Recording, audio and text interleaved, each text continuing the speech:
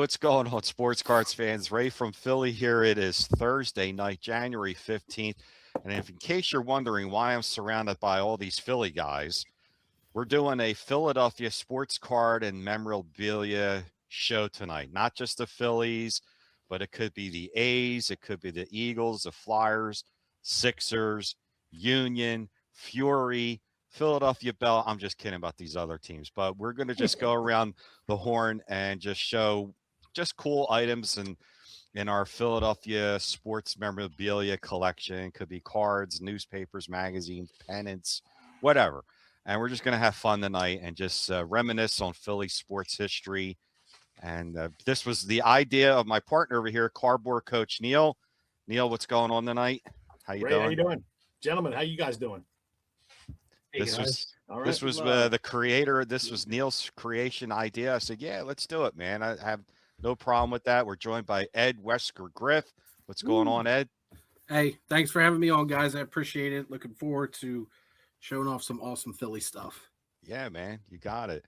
We got Tony. TJ is online, the Basketball Card Hall of Fame chairman. How you doing, Tone? Hey, thanks for having me on, Ray. Doing well. It's good to be on with the four of you, true collectors and OGs in this hobby, YouTube hobby. So it's an honor. Cool. Well, I'm looking forward to it. And then last but not least, we got John Keating, Mr. That 70s Card Show. How you doing, John? What's going on, man? Good. Totally unprepared. So maybe I just... John's already wearing something. He's got a shirt on from the Philadelphia Stars, man. Yeah. Wow, nice. I got one of Ed's favorite guys in the world, man. Yeah. Right here. Number 5? Oh, Number 5, appreciate you, Ed. Number 5, We'll always appreciate love you. Number 5 will always love you, Ed. That's the McNabb McDonald's bobblehead, if I remember right. I've got 3 of them. Yeah. So we're just going to go around and show whatever we got Philadelphia related, you know.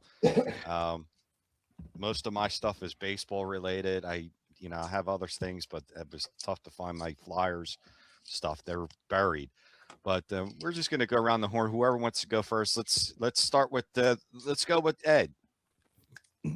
Ed, what do you got for us? I'll start off with this card first. Got this at the 2018 National in Cleveland. It's a 101 booklet of Ryan Howard. Sweet. From the All-Star game in St. Louis, where Howard is from St. Louis originally. Yep. So you got the patches there. Very cool. What's he got? Like an 11 career war, is it? Very. Not a Hall of Famer, but had a very damn good career for the Phillies. Yes, he did. Couldn't have done it without him. The big piece, baby. Yeah. So we're gonna go to cardboard coach Neil. Man, how you doing? What do you got for us? All right. Well, hey, this is one of my favorite players. I'm not going to show all his cards, but I'll show this one.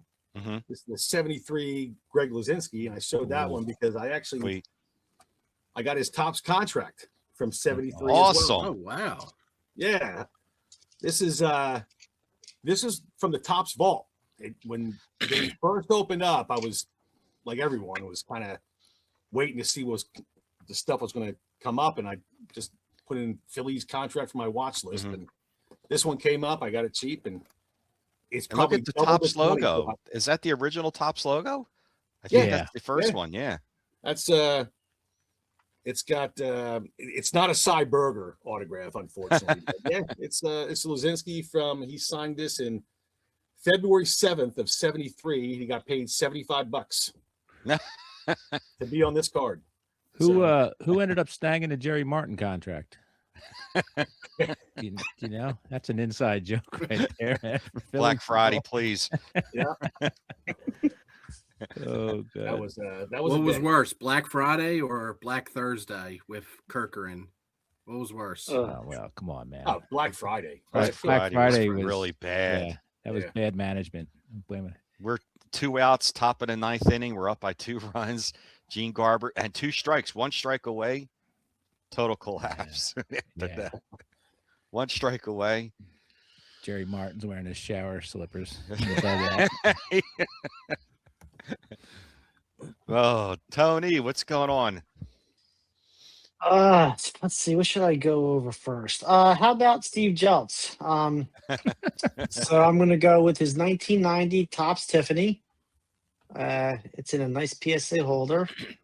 And what's special about this card is there was an auction, and the jersey that he's wearing on that is in my collection now.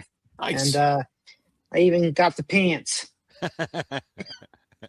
Oh, I gotta Man. stretch after that one. Saturday nights must be crazy in your household, man. You dress up like Steve Jeltz, come up to And the place.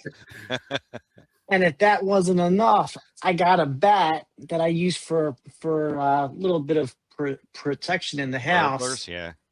And Steve Jeltz autographed it. Wrote a paragraph about the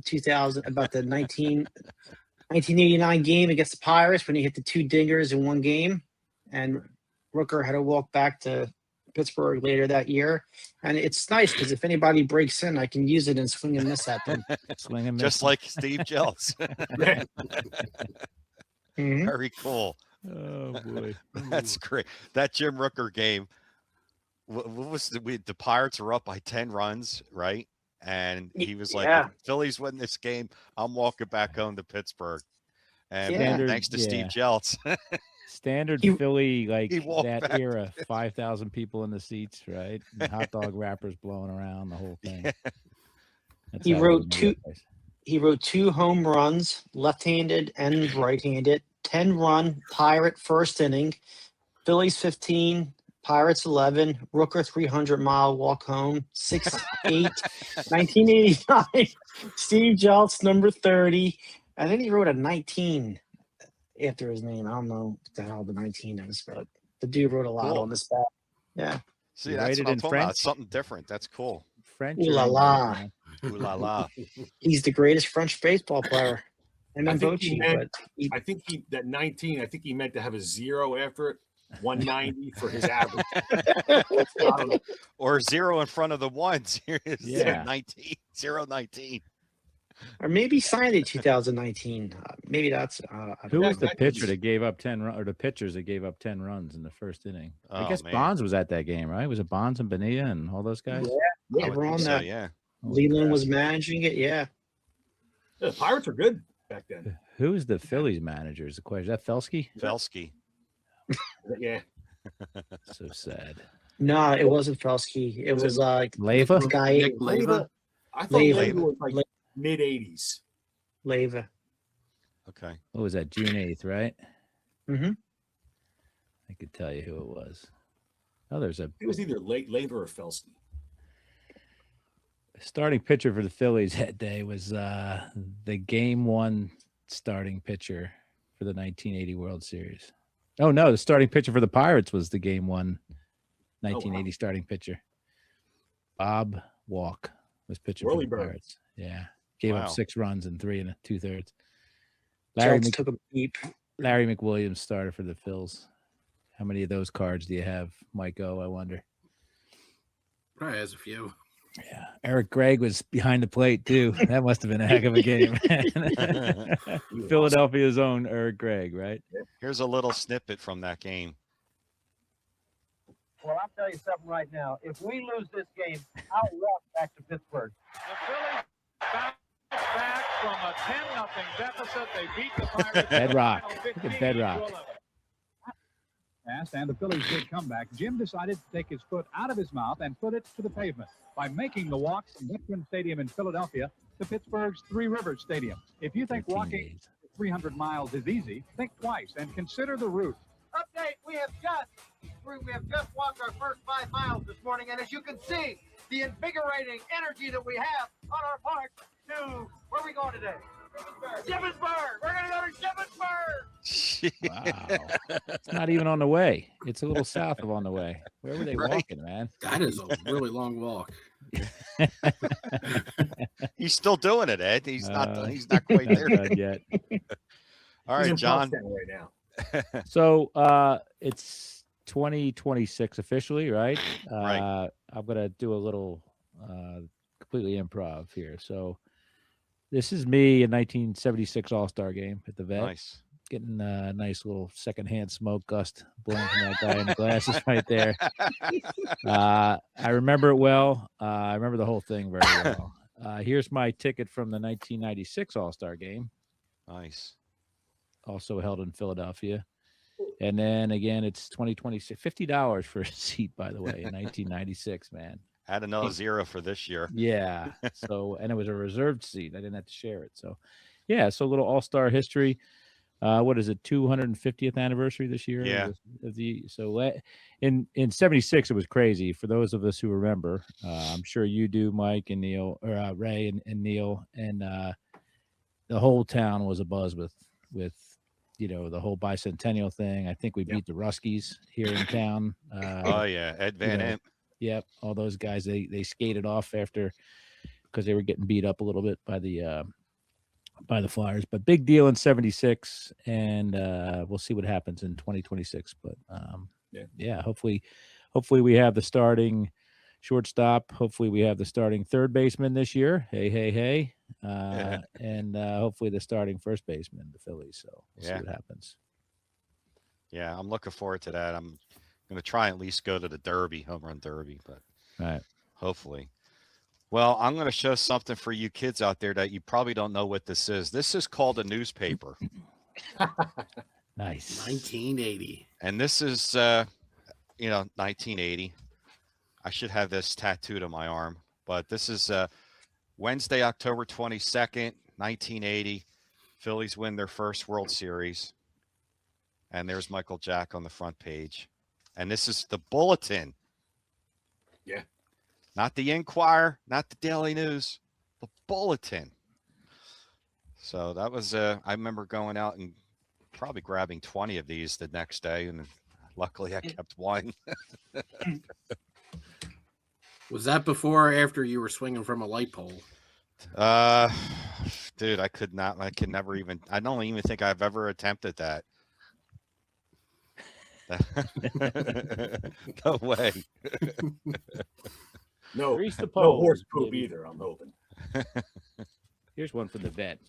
Last day of the Vet. So that's from the Inquirer, which was sad because the Vet is like, it was a dump. We all know that, but it was our dump. And I'm sure a lot of other people say the same thing about their stadiums, but we didn't grow up with Fenway or Wrigley. We grew up with that place. And, Tony lives in the shadows, the former shadows of that place right now. Yeah. I remember watching that being built. My father driving down 995 and taking us there. And, oh, man, I should have looked for this picture. I don't know how we got to the basement of the Vet in, I want to say 72. In handcuffs, maybe? No, he knew someone that knew the manager of the Phillies. It was Frank Lucchese. Right. And there's a black and white photo with me and my older brother and 3 of his friends. And we're standing there with Frank Lucchese. And then we all have our gloves on and everything. And I should have dug that picture. I was 5 years old. I was like, oh, my God, Frank Lucchese. Ended up going to the Rangers, I guess. And I think so, yeah. He got in a fight with somebody. I want to say it's Lenny Randall. Lenny Randall fought everybody, but I feel like he got in a fight with Lenny Randall or something. Everybody got in a fight with Lenny Randall. Yeah. Edward, what do you got coming now? Well, this is probably one of my favorite cards in my collection just because he was one of my, probably out of all the pitchers I've ever seen pitch in person, I feel like he's arguably, in my biased opinion, he's the best one, even though I've seen some really, really damn good ones. But I bought this. This came out shortly after this guy passed away, so that might be kind of a clue. But this is from Topps Dynasty, 2017. Roy Halladay. Oh, sweet. It's nice. That's a nice patch, too. Yeah, that's probably one of my favorite Phillies cards in the collection. And I remember at the time I bought it, he passed away, unfortunately, because he passed away in November of 2017. And I think this was released maybe a month before that. Is that the Sunday or the day game uniform? Is that what that is? Yeah, it's kind of that. Yeah, the cream white one. Yeah, the cream one. Yeah, And I remember even when this was released, like to open a box of this was like $300. Wow. And usually like the singles prices would be around like 150 to 200, somewhere around there.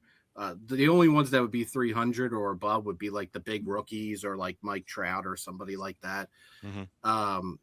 But I remember paying like $350 for this, and at the time it was the most expensive card purchase I've ever had. And I'm like, well, I just really want this card. And nice. Yeah, it's a good choice. I'm glad I got it now, because I wouldn't be able to afford it now. What year did he die? 17? He died in 2017. Yeah. Jesus, 9 years already. Yeah. Wow. Yeah. Hey, we were at the Philly show right before he died, and he was at that show. Yes. It's the September show. We watched him walk by us. And yeah, 2 months, not even 2 months. And like later. another reason that particular card, like I have 2 holiday autographs. I have that one, and I have an autograph from Tier 1. But like, he was incredibly hard to get an autograph from. Like, he was fan friendly. He did sign, but like there wasn't much access to him at Citizens Bank Park. And I remember the Phillies Festival that they used to do. Unfortunately, the pandemic took out the Phillies Festival, but the Phillies every year would do a festival in the middle of the season to raise money for ALS, Lou Gehrig's disease. And it would basically be an autograph party, and you pay like $30 and you get a couple of Phillies autographs. Well, when Roy Halladay joined the team, he was in the photo booth every year, so you couldn't get him. He wasn't signing autographs. And then the one year that he wasn't in the photo booth, like, everyone wanted Roy Halladay, and like the line would queue outside Citizens Bank Park, and the tickets were pre-selected for the Phillies Festival. So Roy Halladay, let's say, would be in like station 2, and everyone going down the line would want station 2. People were paying like $500-$600 to get station 2. And I just never had the opportunity to get him. So even like just to get his autograph there was like another reason I really wanted that card. Sure. Because one of my all-time favorite pitchers. And so that's definitely one of my favorite cards in the collection. Yeah. But did you were you hot to trot for him before he became a Philly? Like, yes. When he was with the Blue Jays? Yeah, yes. He was kind of pitching in oblivion up there, you know. I don't killing him. It might sound weird to say. I don't really think of him as a Philly. I think of him as a J. And it's mostly because of fantasy baseball. Like every year I would draft him. He was already my favorite pitcher before coming to the Phillies. Oh, nice. And I always turn back to 2009. We could have won that World Series against the Yankees if Ruben would have just traded Dominic Brown for Roy Halladay. Because that's what the Jays wanted at the time. They wanted Dominic Brown straight up for Roy Halladay. Wow. And we didn't do it. How many Dominic Brown cards do you have right now?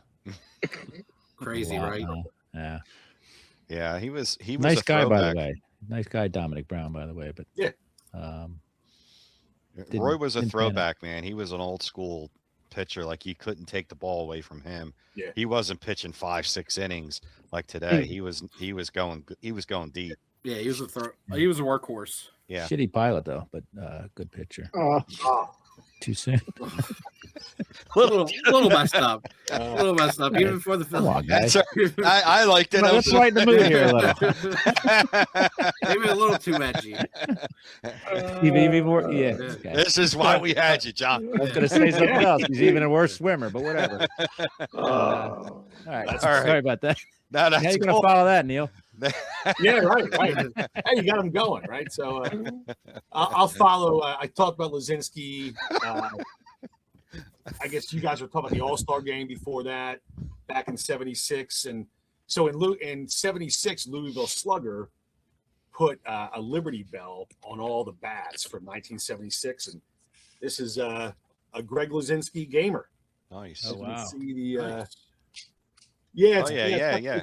It's got good use on it. It's signed. It's Tabi authenticated this thing.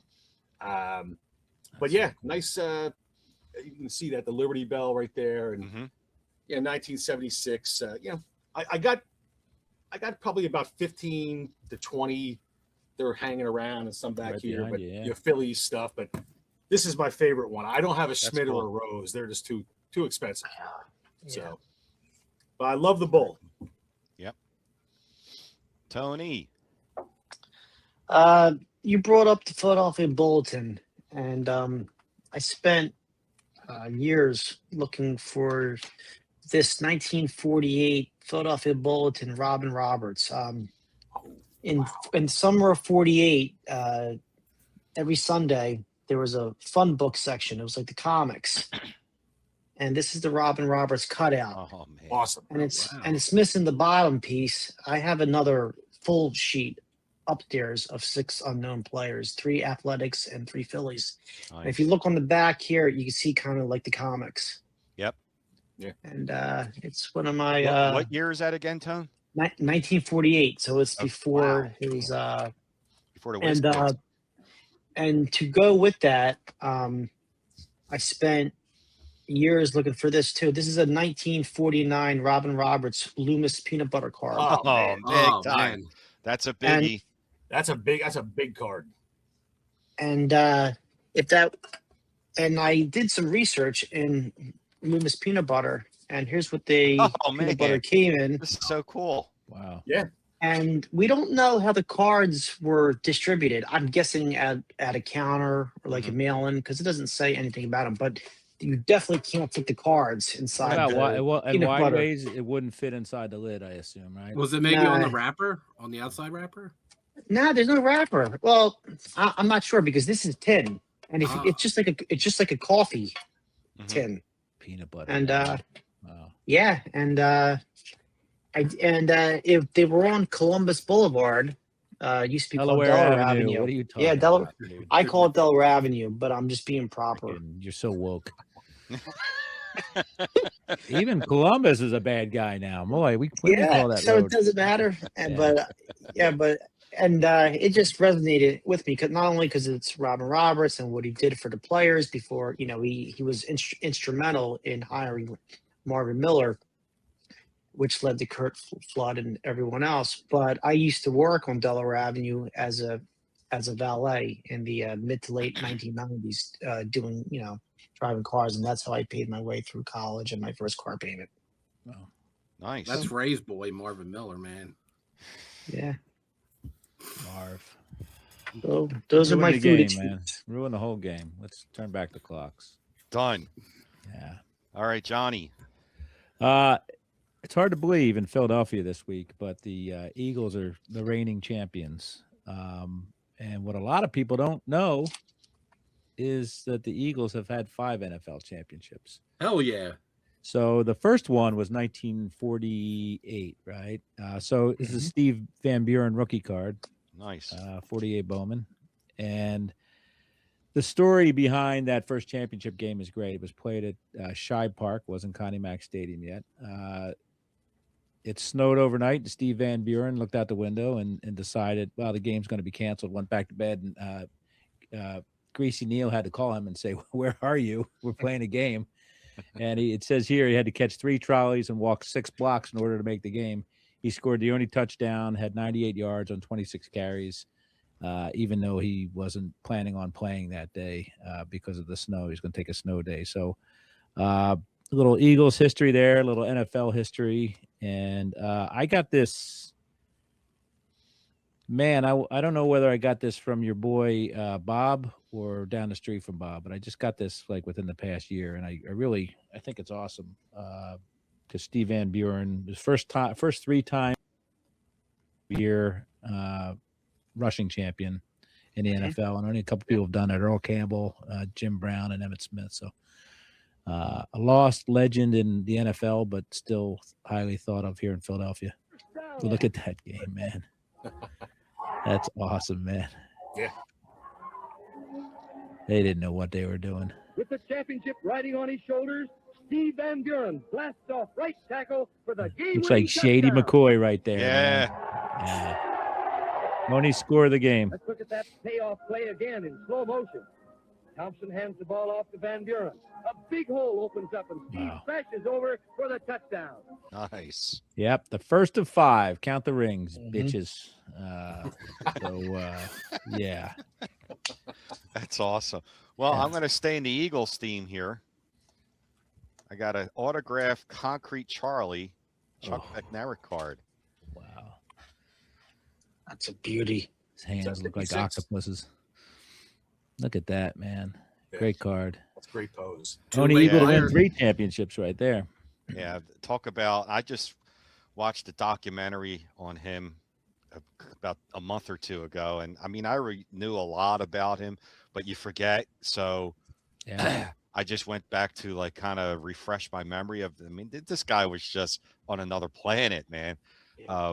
Playing two-way football, like center and middle linebacker, and the hit on Frank Gifford was just unbelievable. Yeah. They thought he was dead. They said that when they were going back to the locker room, they saw someone had died in the game, like, and they had the body covered up in the lobby in the hallway of Franklin Field. And when the players were coming back to the locker room, they thought it was Frank Gifford. They thought it was him dead. This is what Chuck Bednarik said. They were like, "My God, Chuck killed him."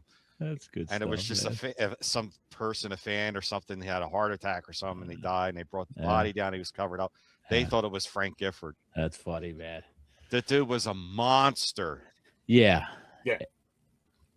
He was a tail gunner too in World War II. Yeah. Yeah. I mean, I watched, it was like an hour documentary. It's from like 20 some years ago. And it was unbelievable. And the daughters came on and they said, you know, he was in his mid 70s. They were at home one day and there was these tree guys out front cutting branches and stuff. And the noise was loud and here comes Chuck coming outside saying, you know, yelling at them to stop this noise and all that. And they gave him some crap, and lo and behold, he has the guy by the throat with his one hand. His fingers were like this. He couldn't imagine the guy coming at you. Yeah. The daughter's telling this story in the Oh, documentary, and she's like, it's 75, man. Like you just couldn't take that out of him. He was incredible. Good old Charlie. Concrete Charlie. All right, Ed's up. What do you got? I'll keep the Eagles theme going. We were talking about snow games. This card was a pain in the ass to find because there's only 25 of them. But through perseverance, was able to finally find one, probably because it's in a low grade. But whenever this card would pop up, it would go instantly. This is from Donruss. This is the Snow Days, numbered out of 25 autograph of Nick Foles. Oh, the snow game with Foles from the Snow Bowl. Yep. And you got Ndamukong Suh there. That's a nice card. I think that's probably one of the most memorable regular season Eagle games, probably of the last 20, 30, easily 30 years. Yeah. Oh, Shady went off that game. Yep. Yeah. That was on the front cover of Sports Illustrated after that. Yes, it was. Yeah. Yep. Foles was. Yeah. Yeah. What, he threw 7 touchdowns in a game that year? Is that what he did? Yeah, his jersey's in Canton. Only him, Peyton Manning, and I think it was Drew Brees. Or no, I think it's just him and Peyton Manning are the only two quarterbacks to throw 7 touchdowns. And he had so much. He had time. He could have thrown another one. Yeah. I think Chip Kelly just kind of. Yeah, so that took him out of the game. Wow. Yeah. Cool. All right, Neil. All right. Well, I guess I'm going to have to go Eagles as well. I'm a ticket holder since '92. One of the only Cowboys game I've ever missed. My father was sick, so I sold the ticket. The December 28th, 2008 game. It was also the game that was in Silver Linings Playbook. The Cowboys Eagles, like the bet, like you know what I'm talking about, that movie. Mm-hmm. Yeah. So I got Stuart Bradley's game used jersey. Stuart Bradley. There's 5, right? Yeah. Yeah. Everyone else was really expensive, but Stuart Bradley, and he wasn't bad until he got hurt. He was actually an All-Pro one year. But I've got Stuart Bradley's knees. Yeah. I mean, he was good, but this was a jersey he wore that night. I watched it with my father. Everyone else was at the game, and unfortunately, he passed the next morning. But I watched the game with him. So that's a great memory right there. Yeah, huh? I got this. Had to show this jersey. So wow, nice, very cool. Don't want to, get the humor back. But yeah, there we go. Good old Stu. That's awesome. Yep. Yeah. All right, Tony. I'm gonna stay Eagles too, and I'm gonna go through these fast. So I'm a season ticket holder too, and I went to the our first, well, not first, but my first NFC Championship game against the Falcons, and but I'm gonna show this ticket instead because we're going old school, but I'm gonna mix it with a little bit of new school. So here's the 1960 championship ticket. I need one of them. I got this at the last Philly show. It's a stub. I was missing one portion of it, and on the back of it, someone wrote the score. If you can see that here. So for those who don't remember, Eagles 17, Packers 13. Wow. And that goes nice with our. So that was our last NFL championship, and here's our first Super Bowl victory ticket. Nice. So I picked this up after the game on eBay. Someone wanted to recoup a little bit of the cost, so I got two of them raw.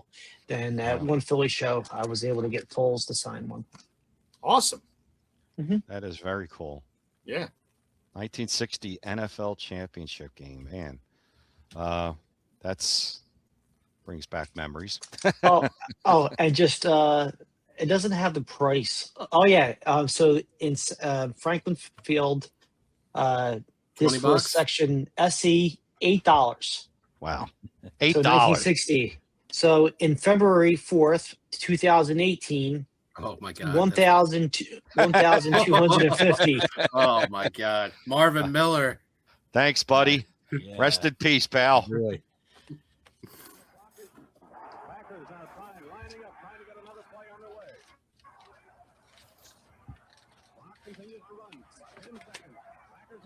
Lombardi's only loss. Yeah. I met him at the first Philadelphia Sports Hall of Fame, and I got his And autograph. look who makes the last tackle of the game. Yeah. Concrete Charlie. Yep. He shook my hand, and even in 2002 or so, he was so strong. Yep. Dude, did you ever see his fingers? They're All like bent out of they shape, were like man. one's Yeah, pointing this way. gnarled up. Yeah. You know, they're like, God damn. Johnny. Just like Calvin I'm looking at Johnson. tickets, Yeah. and unfortunately, a lot of them are like Iron Maiden at the Spectrum and Kiss and all that stuff. But there's got to be some. I good should have got stuff. my tickets out, man. Yeah. Well, hold on a second. What is this Crocus Tower Theater. one? Here you go. Here's Judas Priest. There's a nice Judas Priest ticket right there.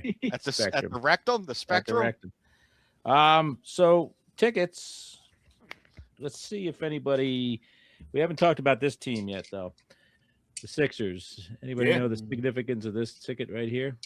2003. Oh, that's Jordan's last game. Jordan's last game. Yep. I went to the game, and last points were a foul shot.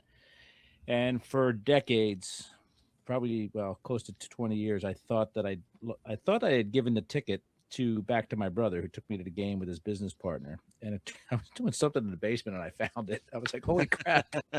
It was somewhere, with my Iron Maiden tickets and my Judas Priest tickets. So, be a miracle if you could get that signed, huh? But Yeah. it's pretty cool. Here's a 2004 opening day of the whatchamaface, the bank, right there.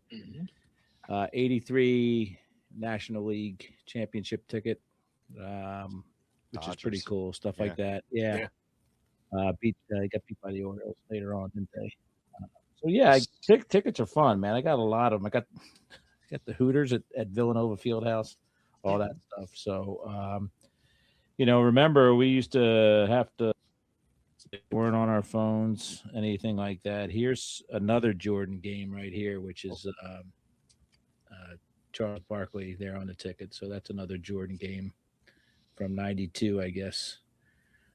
So yeah, lots of fun tickets to look through and stuff like that. So I thought I'd had tickets. Back when you had tickets. I didn't think we'd get a lot of Sixers love tonight, so it's nice to represent them a little bit with a couple. Oh, teams. yeah. Yeah. All right, well, I'm going to go to baseball, but this time I'm going to go Philadelphia A's. We were talking all-star games earlier, like the 76 all-star game, 96, and then this year we got the 26. But this is one of my favorite pitchers. This is from the 52 all-star game, and you guys know this one. This is our boy Bobby Shantz. Bobby Shantz. Yeah. At Shy Park. I got him to autograph this at the Philly show about 4 years ago. Oh, he was signing? Yeah. Interesting. He's a tough auto. tough auto right there, man. Good for you. Striking out Jackie Robinson in the 52 All-Star game. So I hope Bobby is doing okay. Yep. Haven't seen Bobby in about 2 years now. He's born about 5 miles that way, him and his brother. I wonder if he still has that big Cadillac. Oh boy. Ed. Here's a card. This is not actually the card, but back in 2003, I joined eBay to buy this particular card. This guy's on the Hall of Fame ballot this year. He's doing quite well, and he will eventually get in, judging by the results on how he's doing. But Chase Utley. Nice. You are the man. The man. Unpopular take, but I don't think he doesn't belong in the hall before J-Roll, I don't think. But and then we got a signed baseball of the man. I agree, John. Yeah. Me too. Nothing like Chase Utley breaking up a double play, though, man. It was a throwback, man. Yeah. He played the game like it was like 1950 or 60. He was a throwback. I consider him more of a short right fielder than a second baseman. He would play out there on that grass, man. First hit ever was a grand slam at the Vet. That was his first hit. I remember his rookie year listening to sports talk radio here, and I forgot what reporter they had on, a national reporter, and we weren't really familiar with who Chase Utley was, but the reporter said on the sports talk station here in Philly, said Philly fans are going to really like this guy, Chase Utley. He's a Philadelphia player. He hustles. He grinds. He's a tough player. He's going to go. And as soon as I heard that, I was like, oh, I can't wait to see this guy's career. Man, he was awesome. He was just he fit perfect here. I've talked about this with Ray before. Like, he's in that rarefied Philly athlete area of players that have never been booed. Never booed. Chase Utley's never been booed. Allen Iverson. Mike Schmidt was booed his entire career. Allen Iverson never booed. Brian Dawkins never booed. Yeah. Like, very rare company. Yeah. Reggie White probably too. He got booed. He got booed when he stepped back into the stadium. Yeah, well, wearing the wrong green. Yeah, that's because of Bremen. I mean, they even gave him a standing ovation when he came back with the Dodgers and hit a homer. Yeah, I think Tomey's the only other player that's happened where he got like that type of resolve from the crowd, that type of thing. So yeah, and he didn't have to do anything but be himself. You know, that's the way he was born, and that's the way he played, and Philly recognized it and accepted it. You know, perfect fit. Embraced it. Yeah, he tied your boy too in the World Series for home runs 2009. The Mick. Tied Reggie Jackson Utley for Reggie home runs. Yeah. He didn't do it in the way Reggie did it, but he did. He did. I think he had like 6. He tied him. Oh my God, he was unbelievable in 09. He was a one-man wrecking crew in that. Yeah. Every time I turned around, it was another home run, another bomb. Their pitching just wasn't up to par that year. Yeah. Outside of Cliffley. Yeah, Cliffley. Was Oswald on that team? No, that was the year that Cole Hamels really struggled. Like he couldn't. Yeah. He was just. Well, no, they didn't have Oswald at that point, though. And then they had old ass Pedro. Yeah. Oh yeah. Yeah, that's right. Yeah. All right, Neil. I was going to go A's. Do I go Utley or A's? But I'm going to go Utley. Okay. Keep it going. This is my son's first game. This is Father's Day in 2010. Oh wow. A Chase Utley double. Oh, nice. Yeah, I got it from Philly's website, MLB authenticated. You got that Steve Jeltz bat with a lot of black marks. That's a nationally. You can see like the black marks from like Yep. when players are using it. A lot of National League hits are black with because the balls in the National League they don't have that blue like the American League does. You see a lot of that stuff, but double from Chase Utley and our youngest Jimmy Rollins single the next year. Wow, that's great. So yeah, I pick up that stuff all the time. Very cool. Yeah. Yeah, I agree with the J Rolls. There's 4 Phillies on the ballot right now, and he's 4th of the 4 Phillies. Makes no sense to me, man. Makes no sense. Great And career. All-time hits leader for the Phillies, passing my boy Schmidt. And he had more than Delahunty. Yeah, well, all-time Phillies hits leader. I think he's being penalized because he stuck around too long, basically. I don't know, man. If I you don't needed know, a double man. or triple, he was your guy, and he played. He was clutch too. Remember fine in that the game field. against the Dodgers, and yeah, I think it was in 2008, right? The year we won, it was the National Championship Series. That huge clutch hit from it. He was clutch. I don't know. I think it's something else. You gotta show that Goodfellas clip with like his average on base. That would be a lot because like he did struggle when he was with the he was on the White Sox. He wasted away a little bit. Then it was just 1 year, Dodgers, and then with the Dodgers bases too. I mean, the guy 115 triples, led the league in triple 4 times. 470 stolen bases. I mean, I definitely think he's a Hall of Famer. I got into an argument with someone at Cooperstown of all places. Because I was with Mike Go and I said, "Yo, one day Jimmy Rollins' plaque will be here." Because we were looking at Barry Larkin. And of course, there was I'd take him over Larkin any day, man. There was a Reds fan there, and he popped off about how Barry Larkin was the greatest shortstop of all time, and it was heresy to compare him to Jimmy Rollins. All they have there in Cincinnati. Checks the runner. Here's the pitch. Swing and a drive, right center field. This one is falling. It's a base hit. It'll go up the alley. Brentwood will score. Ruiz around third. He is being waved home. The Phillies have won the ball game. Ruiz has won it. This game is over as the Phillies strike again with 2 outs in the 9th inning. And they have a 3 games to 1 lead. The Lufthansa Heights. The Lufthansa Heights. That dude led off every game. You know what I mean? He just had so many plate appearances. Power and speed he had. And he swung. He would swing the bat. Switch hitter. Yeah. Did you see the latest documentary? I have it. Came out a couple months ago. It was really, really good. They did a great job on him. So again, ahead of Utley. 2007. I won't fight you over whether he deserves to be in the Hall, but I will fight you over he deserves to be in the Hall ahead of Utley is what my stance is on that. Yeah. I thought you were gonna say, I'll fight you right now, you crumb bum. Yeah, crumb bum. You're a lush. Anthony. I'm going to go back to football. I'm still getting over this loss that we had last Sunday, but growing up with Veteran Stadium in my backyard, it was literally in my backyard because I grew up at Broad and Gary on Gary Street, and the Eagles practice field, for those who don't remember, it was right there in the parking lot.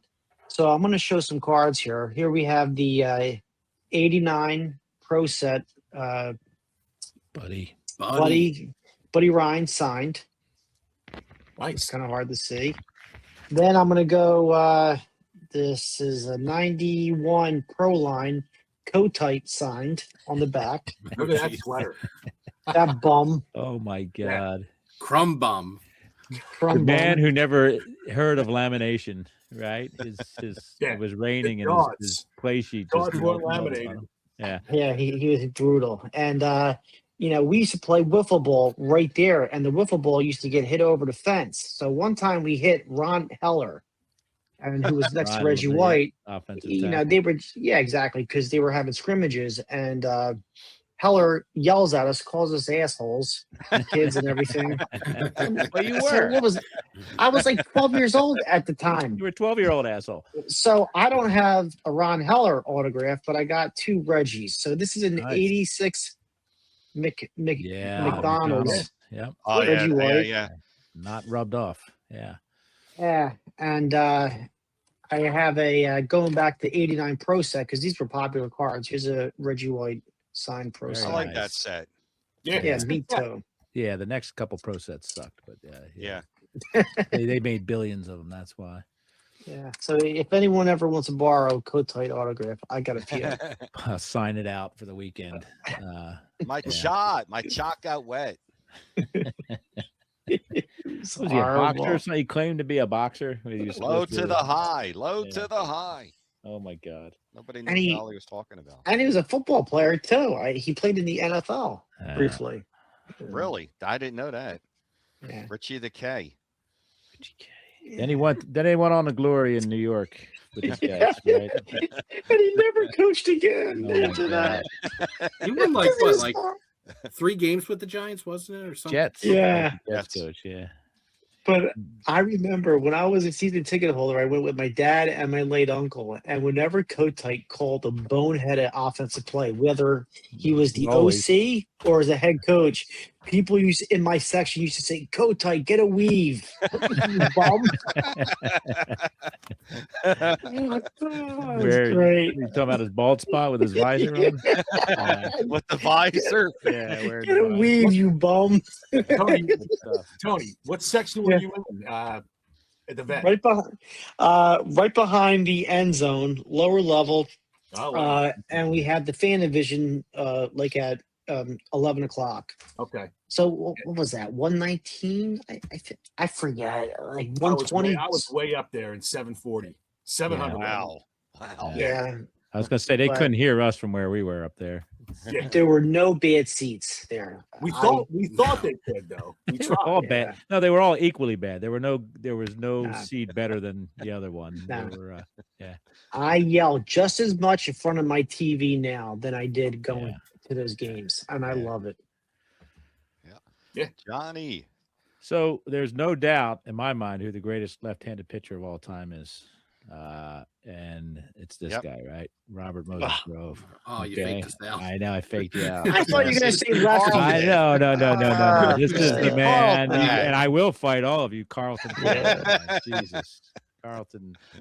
Yeah, sure. Carlton didn't win 400 professional games. No. Carlton didn't hang on too long. Carlton didn't lead the league in strikeouts for his first 7 years. I have that card that somebody on this stream gave to me, and I cannot tell you how much I appreciate that. I have a signed lefty card, thanks to Tony. But this is how they used to get autographs back in the day. So there's Look how beautiful that autograph is. Yeah, this is a Lefty Grove auto, and Kids, I that's just called cursive today. it's by the cursive. way. Look Yeah. at that, man. Robert Moses Grove on an index card, and that's an index card where Yeah. people used to write recipes and shit like that. So, Yep. but yeah, I'm a big Lefty Grove fan. I have, his 33, his 34, Gaudi's, all that stuff. But Nice. just a beautiful. Yeah. One of my intentions this year is to try to go after more lefty playing day stuff. I'm not a big pre-war guy, but go after more of that. And I have one other intention, and that's like to knock out the T205As because T206 Great set, set. Yeah. like Strongsville, the T206 set is the most overrated set in history of collecting. And the T205, T205 wipes it ass. Let's Wipes all it say ass. it together. Yeah. Let's all say it together on the count of 3. 1, 2, 3. Strongsville. Strongsville. Strongsville blows. Blows. I mean, Candy you go to the asses, Philly, man. Holy crap. you go to the Philly show, you Go get to the more Philly vintage, show, you get some bum. of the same Yeah. dealers, and All then the you can same get a dealers. little bit of modern, and you Yeah. got so many celebrities, athletes You signing. don't need to bring Yep. your ice skates or your whatever you guys have to bring and all that Don't crap. forget the ice. And you got me and Neil there with the meet and greet. So what more do you want? Exactly. Yeah. Upcoming event. Exactly. Bobby man. Shantz. I mean, come on. And Eddie Plank. You got Eddie Plank there in person, Oh. which isn't in, I don't see any of those in Strongsville. So Gettysburg Eddie. yeah. So anyway, Lefty Grove, look him up if you if you don't know. You can have your Randy Johnson and your Steve from Mars, Carlton, but Lefty Grove was the man. Steve Carlton didn't pitch in an era where people were routinely spitting out 170 RBI seasons. A good year back in Carlton's heyday was 33 home runs, 120 RBIs. everybody was hitting 40 home runs and 150 RBIs back when Lefty was at his peak. So Yeah, the 30s were a big power. Yeah. Just look at the A's, right? Jimmy Fox and Al Simmons and Black Mike Cochran, you know, all that stuff. So he did it when it mattered. There was no Whitey ball, you know, there wasn't any Billy ball or Whitey ball or whatever. It was just you had to be a man to pitch in the 20s and the 30s, and he did it. So Yep. And he did it exceptional. Yeah. Well, I'm going to do boxing, Philadelphia boxing. Wow. Yeah. Rocky, huh? Yeah. He's fine. I got look at that, man. That's what you call an album, kids. That's an album. An album. A vinyl album. What is it Conte? Is that who the guy who wrote the music? By Bill Conte. Bill Conte, yeah. I wore this out before every one of my Little League baseball games. I played this album and I would run to the field. Ray would chase a chicken. I would chase with his arm behind his back and out the yard before it's time to go to Little League. I feel like a Kentucky Fried He's Indian. like Grease Lightning. You're gonna crack thunder. How come you didn't name your dog Butkus? Yeah, right. You want me to name this dog Butkus? Hey, yo, DOG. What are we waiting for? Yeah, they still play that every Eagles game, man. Yeah, you hear that song, ding. What are we waiting for? Every fourth down. I think is there a better non-Philadelphian portraying a Philadelphian than Burgess Meredith in that whole thing, man? Holy crap, man. All right, Edward. I think they're apparently moving the statue in the art museum. I saw something There's in the two news of them, this isn't morning. there? There's Yeah, one there's at two the of them top now. and there's one at the bottom. They can, geez. They want I their don't know what palms they're to doing get there. greased. Yeah. I'll pay a little measure. I'm going to put one in my front yard so the Japanese tourists show up and by the busload. They can run up my step. And, Here's a cool. John's seen this before. Ray's seen this before. I don't think Neil or Tony have, so they might appreciate this. The Von Hayes with the Purple Haze. First to hit 2 home First runs. to hit 2 home runs in the first inning. Stick. Sweet. July 11th, 7 for 1. 1985. 5 for 1, wasn't it? 5 for 1. Julio Franco. Manny Von Trio. Purple Hey, Haze. trio. Vukovic, one of the Vukovic's. Is it Sid The one who Manji? always- Yeah, Oh, Sid Purple Bonds Haze. was one of them. Purple Haze. Imagine being him, whatever he was, 23 years old, and then getting traded to a team where Pete Rose hates your guts. That's got to be tough. Oh, look at Tony. Here's another lovable character. Tomas Perez. If you're watching the Phillies in the early 2000s, the Pie Man. Yeah. Yep. The What X kind Factor. of X-Fractors? You won't see this on a Pee Wee hockey rink. No, not you will this year maybe. Yeah. Yeah.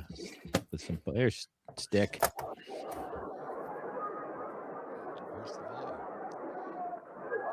Here's another shot. That was Look at the crushed. old scoreboard, man, before the Spectre Vision. Right on out of here. A grand slam. 2 home runs in the first inning. His second homer of the inning. Who's that calling that? That's not Andy Musser, is it? I think it is. Is it really? It sounds Yeah. like it.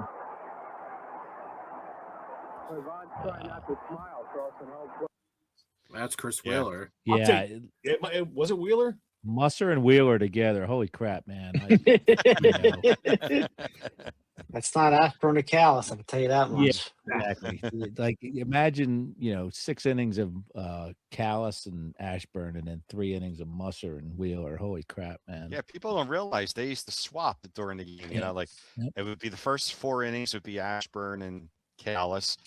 5th, 6th, 7th they swap. So Musser and Wheeler would come over from Yeah. radio, and then the 8th and 9th they swap again. Yeah, it was, and then and when they would swap, they would go to radio, right? Like it's not like Yeah. they take a couple innings off. No, they'd go do Richie and radio. Harry went to the Yeah. radio when Andy and Chris Yeah. Wheeler went to the TV. The Although I best. will say Mike Schmidt's home run call in Montreal with Andy Musser was the best. I thought that was Harry the K that did that. Nah. Well, maybe they just put the radio on top of it or whatever.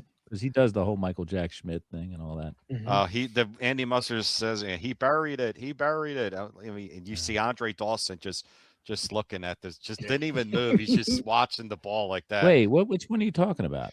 When we clinched the division in Oh, division. 1980 Oh, in okay. I was Montreal. talking. I yeah, thought you that said one. the 500th because the 500th was in Pittsburgh. And Oh, I yeah, think that was was Harry. Yeah. Okay. And I'll tell you Yeah. that one up in Montreal in 1980.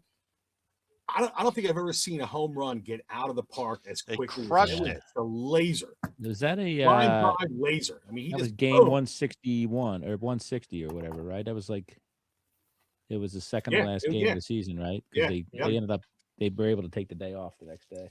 Yeah. Yep. Well, I have to show this. I'm sorry. As soon as you mentioned Mike Schmidt, I just Show it. That's the most emotion he ever showed after he hit that. The most. Long drive to left Oh, there's the Montreal. Look at the left fielder. He didn't even move. Yeah. Here, home run. I mean, he just crushed that ball. He's up 6-4. Oh, what a drive Crazy, by man. Schmidt. Billy DeMars, Unbelievable. third base. He hit that thing deep to the seats and left. The force is with us. A little Star Wars reference there. Yeah. Pete Rose scored the. He Yeah. shakes hands with all of his teammates. Look at that beautiful powder blue, man. Montreal. Yeah. That's my favorite call, is more so than the 500 is Andy 500, Mustard's really? call. Yeah, because it was just because it was the divisional game. That Saturday game, I'll never forget, we won Friday night, and then Saturday the game started at 1:00, and then there was a 3 or 4 hour rain delay. And it didn't go back on till like 5:30, 6:00 in the evening. And it was a long day. And to see him crush that ball like that, and then we just won the division, that was like awesome. It was like his first home run. Yeah, it was like his first home run that was meaningful, that was a clutch home run. Clutch home run, yeah. Yeah. I think that was number 48. 48, Oh, yeah, it was it? was, yeah. Yeah. The That was his MVP, final right? one. Yep. Yeah. Carlton won the Cy Young that year as well. Yep. He did. MVP, Schmidt and Carlton. And then that would lead to what I think is the greatest NLCS of all time. It was just Oh, yeah, Pucker. without a 5 doubt. games. Yeah. I think every one went to extra innings. I think. 4 out of the 5 went 4 out of extra 5, innings, okay. and they were all one-run games.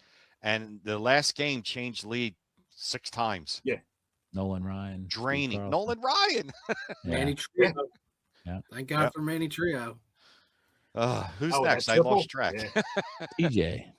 That's like one of Tony. those things too. When they show that LCS, like you're Yeah. flipping through channels and you go right through Comcast and they're showing it. It's like you got to watch it. Who'd we lose? Yeah. Tony. He's crazy. He's still a little emotional. I always say, imagine if J.R. Richard hadn't had a stroke that year and having That's to play been those brought up Astros, to me. man. Yeah, that's been Oh, brought yeah. up to me. Yeah. They said, no, the Astros would have beat the Phillies if J.R. Richard. I don't know, man. I mean, I that don't know. Phillies J.R. team- Richard was a monster. he man. was a that monster. 80 All-Star game that he pitched. Holy crap, man! Yeah. He might have been the best pitcher in the game. And he was just getting in his groove. Like he was. Yeah. I mean, he was kind of like Nolan Ryan was, wild and fast, and then he was, in the late 70s, he started pulling it together, and he was intimidating, man. He was like Bob Gibson, and Nolan Ryan all in one. I think he was like 6'8", 6'9". He was he's big. Well, we'll stay on the theme since Tony went to bed. I got this at the game one. I went to game one of the nice. So there's a program. It's autographed.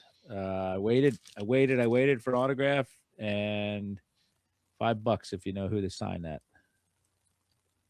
I will save you the effort. It's Bryant Gumbel, who was the NBC sideline reporter or whatever. So so that's the only autograph I got. But fun stuff, right? We got a little Winston cigarette on the back there and all that stuff. So made you want to smoke. Yeah, exactly. So it's from the game, and I have the ticket up here somewhere. But I was fortunate enough to go to game one, which was I consider myself lucky as a 12-year-old. You talking about the NLCS? No, that was the World Series. Oh, that's, okay. That's the one Bob Walk started because that NLCS just drained the pitching staff, so you had to start Bob Walk, the rookie. The Whirly Bird. The Whirly Bird. I think they won that game too. It was They did. Yeah, we Pretty won the good first series two. too. You know, it was a good. I mean, Yeah. as far for a 6-game series, it was a pretty good series. It was. Dickie Yep. Knowles, right? Laying out well, George Brett. Yeah, he laid out George Brett. That Yeah. changed the whole vibe. I think Wazinski, he had a homer in game one. He did. It was his last. I think it was his last hit with the Phillies. Really, in game one? Wow. Yeah, dude, he got told at the championship party. Parade. He was done. At the party, he got told that he was going. That's crazy. To the White Sox. Yeah. They could have run it back, man. They were in a Yeah. I love him. They were in a mood. He was my guy. Yeah. The bull. Well, I got another A's little thing here. This was something my grandfather gave me. This was a giveaway celebrating Connie Mack's 50 years in baseball, the Golden Jubilee. Oh, sweet. So I love this book. It's really worn now over the years. I mean, I got this probably in the mid 70s from my grandfather. It has all the championship teams of team pitchers. Oh, nice. 1913. Eddie Plank, Chief Bender. You should get that slab so you can't look at it anymore inside. No way, man. I look at this all the time. That's good. And then I say the wrong team left, and then I just, you know. Yeah, they sure did. It's interesting you say that because we all have influences from our parents, like, you know, our dads, you know, for sports. My papa loved the Phillies and the A's, but he always said the wrong team left. The wrong team left, and he was a huge A's fan. So, well, it's bad timing, right? Because the Phillies finally were decent in the early 50s. You know what I mean? And the A's hadn't been decent in 20 years. But I always tell the same story. I didn't realize that my whole family growing up were A's fans. My mom told me that sometime in the late 70s or early, and I thought that was blasphemy. Like, what do you mean you didn't like the Phillies? But she said, no, the A's were the team. And the A's were the team. My grandfather and grandmother were born in the 1800s, so they got to see all those Connie Mack, all the good teams, the first dynasty and the second one. So it's pretty wild stuff. Yeah. All right. So Jeltza's back. No home run by Lazinski, by the way. He had 0 hits in the World I thought Series. he had a home run in that game. Maybe he didn't. No, unfortunately, he did not. I think Calling Steve Jeltz. Steve Jeltz, are you there? Mooney batted .412. Okay. Jeltz is not online.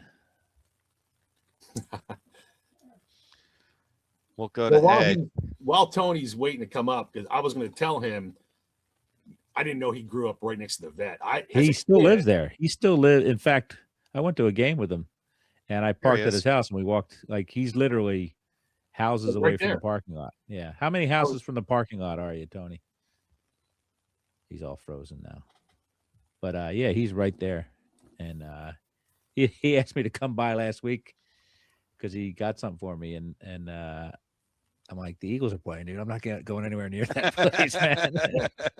He's like, oh, okay. As a kid, I would always tell my parents, I mean, if we lived up there, I'd be, because it was like 50 cents to get into the 700. Or you can get in like after the first inning or whatever. You know what I mean? Like, they didn't care after that. I'd be up there all the time, but I always thought those houses were so cool. Yeah, he was, and in the vet parking lot, like he says, was the outdoor practice field. Like back then, you got to remember, you know, they dressed in the locker room where they always dressed for games, and then they walked across the parking lot to the AstroTurf field. It was just in the parking lot, which is crazy now when you look at these training facilities. Yeah. Okay.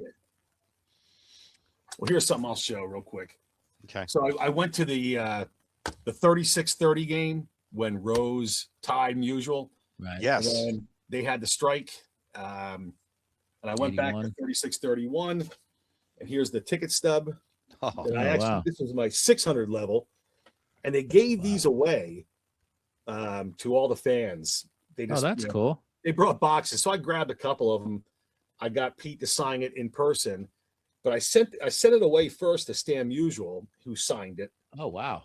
Yeah, and then I knew Pete was going to be at the right. We talked about sport. It was a Sports Fest in '99. I think it was called Sports Fest.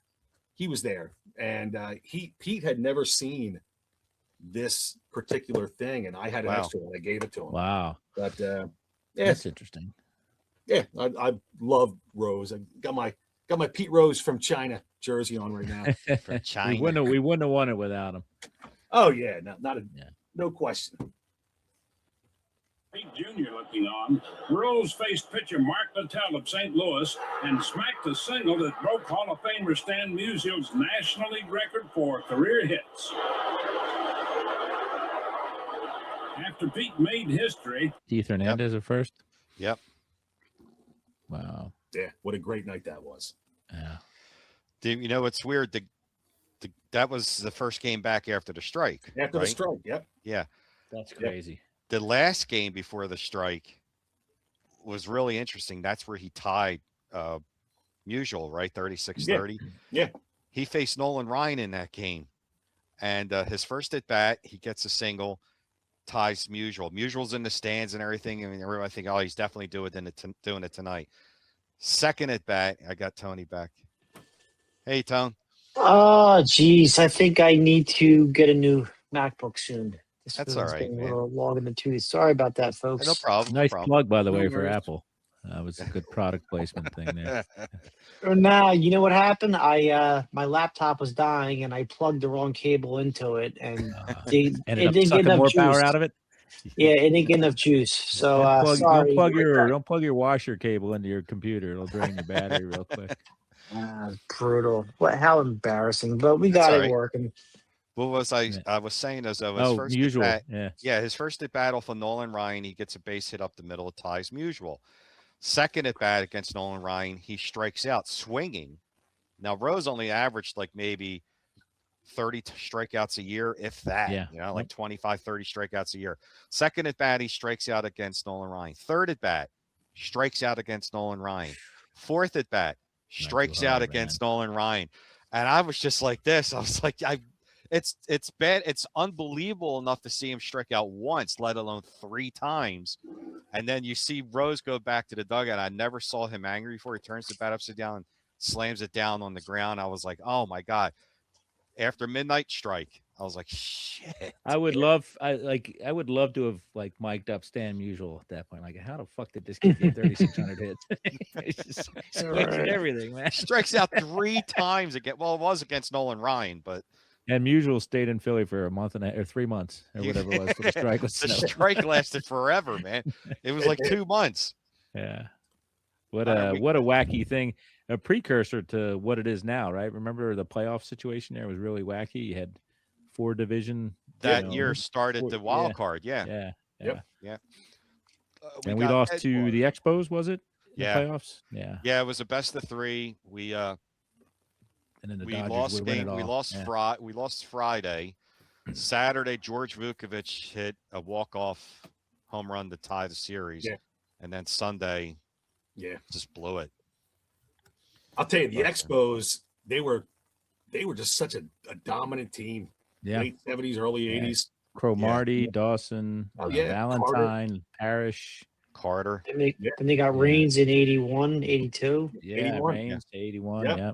And the pitching was what? Steve Rogers and Bill Lee. I don't know. It wasn't. Bill Lee, Bill Gullickson. Bill Gullickson.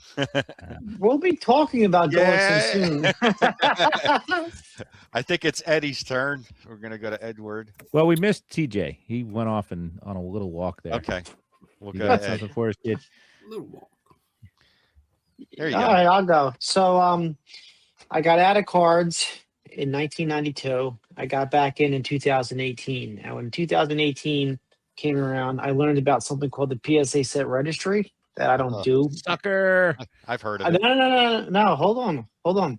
But it introduced me to cards of Mike Schmidt that I had no idea existed. So I've been on the hunt for this one item that I picked up today, and it's making its debut, but I've been looking for it since 2018. It's the 1982 FBI food disc. Bill Gullickson with Michael Jack. Bill Gullickson. Yes. Nice. And I never heard of these until 2018. So FBI, when I originally heard about this set, I thought it was like the U.S. government issue. No, Right. it was FBI Foods in Canada, and this came on the bottom. It came in a bottle on the bottom of a box of a 6-pack of 6 or 8 pack of raisins. So if you lived in Canada and you wanted to get your raisins on, you bought this product and you got a chance to get Gullickson with Schmidt on the bottom. That's Unlicensed. nice. I've never seen Unlicensed. Well, it does have Major League Baseball Players Association, but not the MLB license. Yeah, no logos. Yeah. God forbid we. I love the Get Johnny logos. Pro behind you. Oh yeah, That's Yeah, I a got great Schmidt card. I got the Schmidt, the Carlton, and they got Michael Jack's 500 home run ticket signed, and then I got the Wilt from the '69 Yeah. ruler set. Very cool. Sweet. Is Go the Lefty Johnny Bro. are the Johnny Pros slabbed? Oh yeah, they You are. are part of the cult, dude. For a man who says PSA registry this, that, you are part of the cult. Never heard No, of the not- PSA registry. Not at all. No, Yes, you the are. only way I was able to find this was in this. I mean, look how big this slab is. That's what she said. Yeah. But yeah, right. Those are like the ticket slabs. I don't know That is what the steep. hell this is. But yeah, so I found that about Johnny Pros. It was a advertising company that the Phillies hired and Baltimore hired the year before Yeah, just to make these things. Yeah, That's a cool card. yeah. I was gonna say Baltimore Orioles did it too. Theirs are like yellow Wow. cards. Really nice. Yeah. What, Or what green. year are those? These are 74s. Four? Oh, Yeah. I was going to say because 75 they would have 24s. worn the white cleats for the only time I think they wore Mm-hmm. white cleats. So, you can use those to paddle down the Schuylkill in your kayak, man. Oh yeah. Goodens. Ed Here's looks the like last Ed. What item. time's your shift done at the dry cleaners, man? You look like you're at the dry cleaners.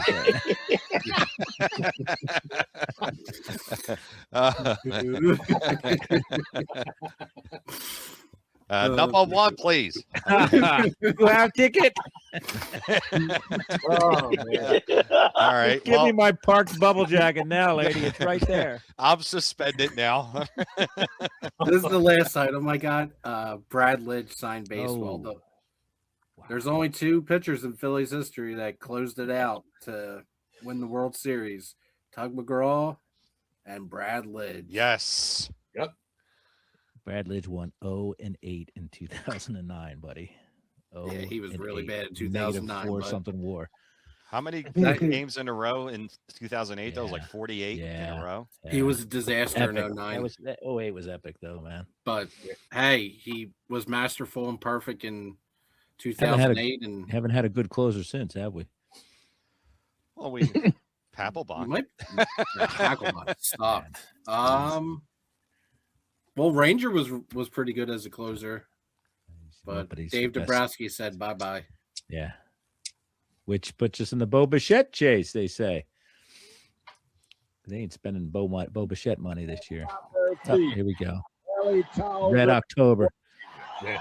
Brad Lidge stretches. The 0-2 pitch. Chooch. Struck him out. The Philadelphia Phillies are 2008 World Champions of Baseball. First time Harry got to say that, huh? Brad Lidge does Certainly it let him again do it and in 80. stays perfect for the 2008 season. 48 Wow. for 48. Wow, 48 for That's crazy. 48. Has that ever been done before or since? Anybody know? It was absolutely think it has. perfect. That's some Yeah. cojones right there, man. Wow. At least not that high. Yeah. I mean, what was the record? Like 54 saves? I Or don't does know. someone hit I don't 60? know. Who has that? Hoffman or somebody else? Might be K It was Rod back that from the has the White record. Sox. No, okay. I think. Who All knows? right. Well, we can go. We can go around one more time if you guys want. We're over an hour. Let me show this real quick. It's not my thing. Yeah, go but ahead. Yeah, One hold of on a minute. kind. Look at this. We haven't talked about this cat. Juan Samuel. Look at the Samuel. backside. Oh, wow. Oh, Is that God. Nice. awesome or what, man? Nice. Nolan Samuel. Oh, that's so fun. Juan Ryan. One Ryan. Listed on eBay as a super rare error Yeah, card. one of one. You know, yeah, some Nolan Ryan collector. And there's a lot of them. Oh, absolutely. Yeah, Yeah. for sure. They But go crazy over that. yeah, but you know what? I've never got it. seen two different That's size pretty like cool. that. Yeah. That's interesting. Let's go to Neil. Neil. Let me see. I'll show this. I some of the other stuff I've shown before, but 1964 Philadelphia Love those. Bulletin. Love those. Dick Allen. That's awesome. I got the whole team. Jim Bunning. There's another Jim Bunning. From what I've read, I've never seen it. The one I have, there's no hat. But apparently there's another Jim Bunning card that is impossible. I don't know if it exists, but that's just what I've read. I haven't seen. I love them, Sid. How many is in that bulletin? I think it's like 22. I think The last bulletin issue right there. So for people who don't know, we used to have three papers, I guess, the Daily News, the Inquirer, but the bulletin was the evening bulletin, right? It would come out in the late afternoon. We had two bulletins. We had the morning and the Oh, evening. okay. Gotcha. So yeah, that was I don't even know if Ed or Tony, do you guys remember the bulletin at all? Probably not, huh? Yeah. When did that go out? I guess it says it right here on the paper. Like somewhere. 81 or 82? Yeah. and it used to be like morning and evening. Yeah, morning and evening. 82, man. January 29th, 1982. So, Yeah. Let's see who we got here. Tony. If we can go If there's back any- to Tony. hold on. There's an Yep. article in here about Frank Rizzo. Yeah, crumb bum. You want me to go? Sure. All right. So in 2018, I started a 2021. I started a focus. I wanted to collect every Eagles quarterback who has a card that made a start, whether a regular season start or a playoff start. And I went back to 1948 because that's when we won our first championship. And there's 54 different quarterbacks that made a start for the Eagles from 1948 to President's Day. And I'm going to quickly show the cards of the Eagles quarterbacks that played in a NFL championship or a Super Bowl. So here we have Tom Thompson. Yep. We Nice know card, him. man. This is the 48 leaf. Then Norm Van Brocklin did not have an Eagles card with him in Jersey. Most of his cards, I believe, were in the Rams. Yeah, the Rams. St. Louis, right? Yeah, exactly. So I can't see. I'm not wearing my reading glasses, but I think it's a 94 card of him. Okay. So the reflection's kind of bad. Now we have a 78 Jaworski. Is his first card as an Eagle. Then we have Mr. Chunky Soup Throw Up, 99 playoff contenders signed. Number 5. Number Donovan. 5, baby. We appreciate Well, you. always love Number you. 5 will always love you. Yeah. And then one of my favorite cards, and people think I only do vintage. I don't. I love modern cards. And 2018. So long as they're in a PSA slab. It's whatever I get them in. BGS, like it's all PSA now. I don't care, but I have a lot of cards that aren't slabbed either. So this is a 2018 Panini National VIP Cracked Dice, Mr. Foles. It's a nice card. Big, And, big Nick. BBN. It says that they made 50 of these. This is number 5, and the last one I'm going to show is not in any slab. It's a Jalen Hurts card from the year he won the Super from last year, and it's a Mosaic. Panini. Yeah. Very, very shiny. Yeah. And so once I just need a few more, and then I'll have that focused on. Sweet. Nice. Mhm. Number 5 will always. And love you're going to move on to long snappers?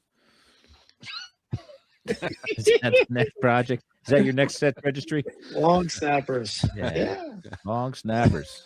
This has been like an hour of content and like 20 minutes of zingers from John. Sorry. I'm sorry. It's good stuff. Where's my mute button? I was cracking up over the dry cleaning. We all were thinking it. We just didn't say it. Ed knows I love him. Ed knows I love him. Look, Next Philly show, I'll give you a puffer jacket. I know. Well, I'm paying you back for giving me those Nick Castellanos cards, man. That's the curse. You keep feeding me those cards, I'm going to keep zinging you. Yeah. Oh man. All right. Let me do something here. I got another Connie Mack book that my grandfather gave me called My Nice. 66 Year. This is pretty common. You see this around often. I never But saw it. It's beautiful. yeah, it's in really nice shape too. It's just this whole 66 years history of baseball. It's really cool. I've read this quite a few times over the years, but I like it. Where'd you get that from? Your grandpa? My grandfather, yeah. Anything I got was diabetes from my grandfather. You're so lucky, man. But you won the lottery. You won the grandfather lottery. but look at Ray. See, but this is what's cool about it, Ray. You got that. You got that magazine, and you're reading it. You're touching it. You're not afraid to just. You're not just looking at it. You're actually interacting. Yeah. With it, and that's something that kids my age, kids my son's age, and kids my son's age, that's the and Michael these other Jackson things defense right there. They just want slabs. They don't want to like. I just love how you're not afraid to handle it. Yeah, no, I mean, yeah, I love that kind of stuff. It's just, it's nostalgic for me. Yep. Yeah, exactly. More than anything. But who else has got any? Dig him out. Let's go. There you go. Villanova basketball, right? 3 championships from that little tiny school on the main line. This is from 84, 85. I just took it off the shelf for the first time in 25 years since I moved in, and apparently it's been leaking. Yeah, I almost took the shelf out of the wall. And so 25 years of crud, it was just sitting up there, and I think it's still a little fluid. But and unless Neil has something, I want to.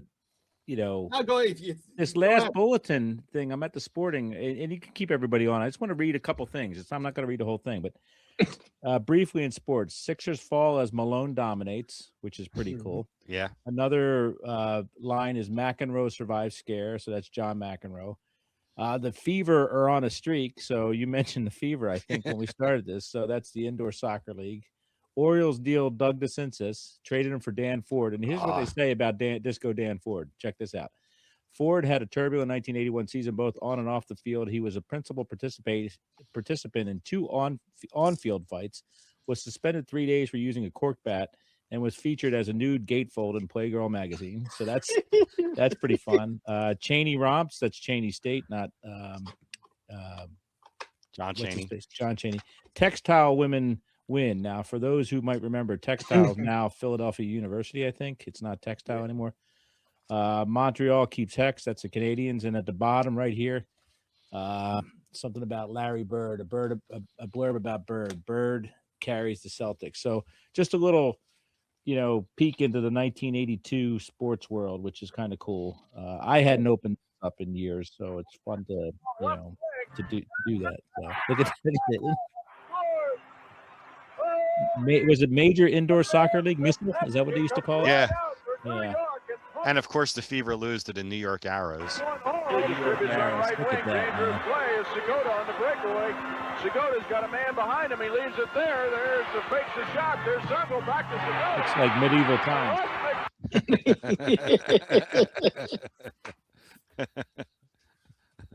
So yeah, that's it, man. Some fun looking at some old stuff there, this was cool. Yeah. I mean, we'll have to do this again and get some different stuff out. Yeah, it was fun. I enjoyed it. Yeah, so it's cool reminiscing about some of these old things, the newspapers, and the kids don't even know. They don't know what this is. This was like so valuable when you're a kid. Like that was the first thing I thought of after Tuck McGraw struck out Willie Wilson. I was like, I gotta grab 10 or 20 papers tomorrow. Yeah. That was like such a huge Philly thing. special and all that stuff. It's fun. Like, why do we keep these? I don't even read newspapers anymore, which sucked because I used to buy the Daily News every day. Every day. Up until probably about 15 years ago, and we don't have to anymore. But 25 cents, you get a Daily News, and it would entertain you for hours. Read it from the back to the front, right? Because the sports was in the back. So 20 cents for a newspaper. That's crazy. Was that 80? Yeah. Yeah, it's fun. Fans, toast, champs, hugs, kisses, and dancing. I forgot to show this page here. Yeah. Nice. Oh my Lord. Yep, the old days. That's what this is about. It's about nostalgia. for a lot of us, Yeah. and history and all that. And That was, no offense, Ed, but you don't get that with your dragon cards. You don't get that with the pokey cards. Thanks. Electronic tickets. You don't get that. Electronic I hate tickets, you're right. electronic tickets. Yeah, so I mean, it's real. Nothing will make you feel dumber than trying to figure. Oh, Pathmark! Look at Pathmark having a sale. Yeah, 25 cents off of any is that fresh coupon smoked still fish. valid? You should take that in. I could take that into the 2-liter bottle of Pepsi, 89 cents at Pathmark. problem is Pathmark's now a Spirit of Halloween store, so I don't know if they're going to honor that coupon, man. But yeah, it's tied. It gives us something to reminisce about, and we are people that our teams were given to us when we were born in the city. So thankfully, we have such a colorful history. Summers at the Vet with the Stars. Good times. So those Stars teams were a very good team. They were. Yep. I could probably name 10 or 12 of the guys. Still to this day. Yeah. I don't know how these players wore polyester because this is itching the hell out of me. Crazy, man. Yeah. Yeah, they used to wear polyester, right? And then they wore wool before that all year round, which is crazy. Now you can see right through them, right? With the Fanatics uniforms, they're wearing lace uniforms almost, Pretty much. Yeah, they should be dancing on Delaware Ave there in Pennsburg, whatever. Delilah's Den. Yeah. Lou Turks. Lou Turks. You have any run-ins in the 70s with the Hot Pants Patrol, Mr. Black Mike? Dude, I had no idea what was going on back then. Like, no idea. I was more interested in what was going on between the lines instead of, My father used to drop me off at the seats and disappear. I mean, Yeah, and then he catch him on camera down the third base line. I'm going out for Mary a cigarette. Sue Styles. Yeah, Mary Sue Styles and the Hot Pants girls. I'm like, yeah, I know what you're doing, Pops. Yeah, I got better seats over here with the ball girl. All right, well, this was a lot of fun. Yeah, it was. Yeah, we're gonna have to end it on this note here. We have to. We just got to. Oh my God, our patron saint is a fictional character played by Sylvester Stallone. That's right. Our superhero is not a real person, but he's real to us. Because the second option would be Frank Rizzo, so it has to be. I'm not bringing up Frank Rizzo. My default is Rocky Balboa. I'm not bringing up Frank Rizzo. I'll get banned for a year. Oh, crap. Crumb bomb. You lush. All right, guys. I appreciate you. It was a lot of fun. We got to do this again and dig out some more there. I didn't want to do it all in one night. We could do it sporadically if you want. This was a lot of fun. So Yeah. I appreciate it for all you guys sticking in for an hour and 28 minutes of Philly mumbo jumbo. And it was thanks to the idea of Neil. Neil, that was your idea. Yeah. You're the producer. Yeah, my pleasure. Thanks, Neil. Thanks, Thanks, Neil. bro. Anytime. Yeah. We're over and out. Yo, Adrian.